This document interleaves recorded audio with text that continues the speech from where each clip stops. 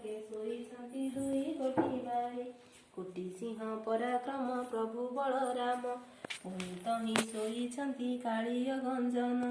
ସାତ ଗୋଟି ପର୍ବତରୁ ଅଟଇ ଯେ ଘରୁ, ନାମ ବହି ଅଛନ୍ତି ଅଚଳ ମହାମେରୁ।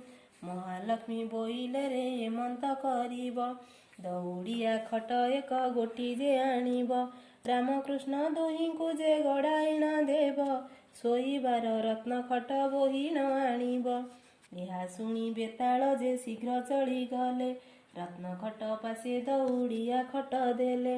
ବଳରାମଙ୍କୁ ପ୍ରଥମେ ଧଇଲେ କଜାଇ, ଦଉଡ଼ିଆ ଖଟକୁ ଯେ ଦେଲେ ଗଡ଼ିଆଇ।